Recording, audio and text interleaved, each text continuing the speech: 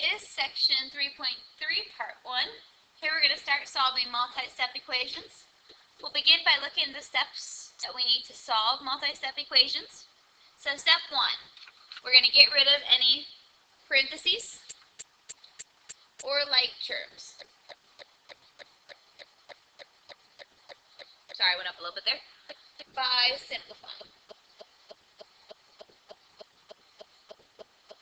So we may need to distribute, we may need to combine like terms, but we want to get rid of any parentheses or like terms first by simplifying. Then we're going to get rid of addition or subtraction.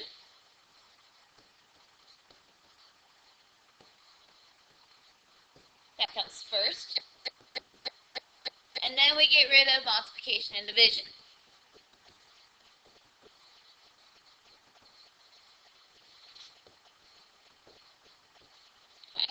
If we go back to order of operations, please excuse my dear Aunt Sally. We're going backwards now. Okay, we're going to get rid of addition and subtraction first, and then multiplication and division. Okay, it is backwards of what you think. So we always get rid of addition and subtraction first, and then multiplication and division, which is the opposite of what we did before in the order of operations. So let's try some problems. So again, remember that our goal when solving equations is to get the letter by itself. So if I want to get the letter by itself in number 1, I'm getting the letter x by itself. So what they did to x was they added 8 and they multiplied by 3. So we get rid of addition and subtraction first. So the opposite of adding 8 is to subtract 8. Okay, again, just like we did before, to both sides of the equal sign. If I subtract 8 to the left side, I subtract 8 to the right side. So I'm left with 3x equals, because remember the 8's crossed out, but this here is still left over. 32 minus 8 is 24. Okay, I'm still not done because the letter is not by itself yet. But when I look here, what they did was they multiplied by 3. So we're going to divide by 3, because the opposite of multiplying by 3 is dividing by 3. Our 3's cancel and leave us x equals 24 divided by 3 is 8. Now I'm done because the letter is by itself. Okay, remember we keep going until the letter is by itself because our goal is to solve for the letter. Okay, let's try number 3. So again, here I'm solving for x. Let's see right here. And what they did to x was they added 3 and multiplied by 2. So our rules say we get rid of addition and subtraction first. So I'm going to start by doing the opposite of adding 3, which is to subtract 3. Okay, opposite of adding 3 is to subtract 3. So our 3's here cross out, and I'm left with 2x equals 11 minus 3 is 8. Okay, still not done because x isn't by itself. So I look here, what do? They multiplied by 2. So I'm going to divide by 2, okay, doing the opposite.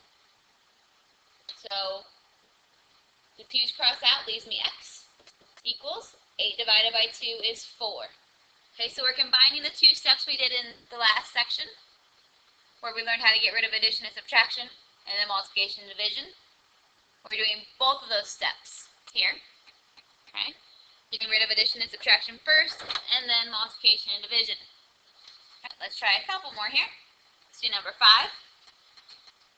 So when I look at number 5, what they did to x here was they subtracted 20 and multiplied by 5. So we need to get rid of both of those. But I start by getting rid of addition and subtraction first. So the opposite of subtracting 20 is to add 20. Okay, my 20's will cancel out. Leave me left over here with 5x.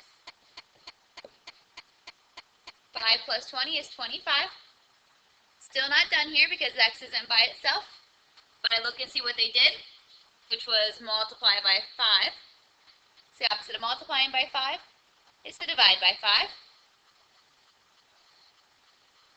My 5's will cancel out, leaving me with just an x. 25 divided by 5 is 5. Now I'm done. I know I'm done because the letter is by itself. Okay, let's try 2 more here before we stop and do a checkpoint. Number 7. So again, I look at x. What do? They added 4 and multiplied by 6.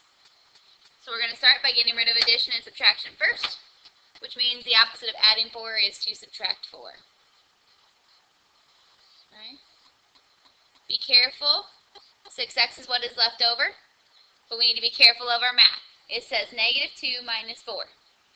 Negative 2 minus 4 is negative 6. Okay, this process doesn't work if we do our addition and subtraction wrong, so be careful. Then we look here, still not done because the letter is not by itself. They multiplied by 6, so we're going to divide by 6.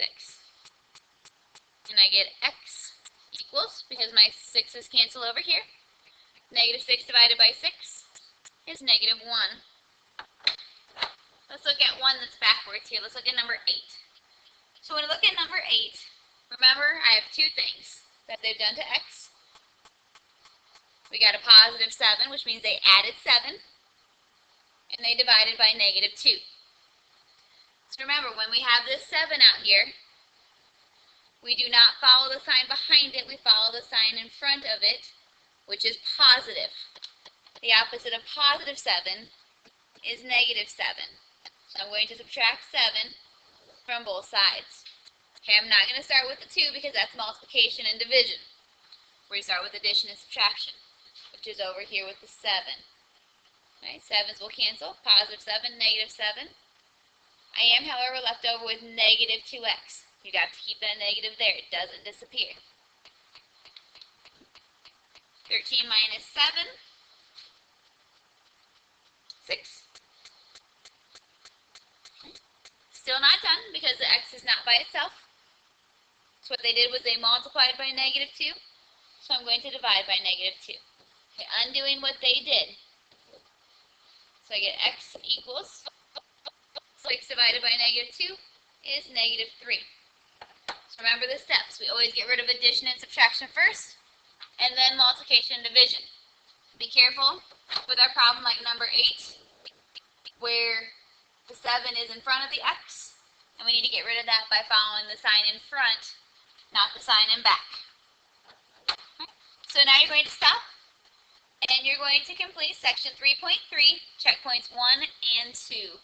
So section 3.3, checkpoints 1 and 2.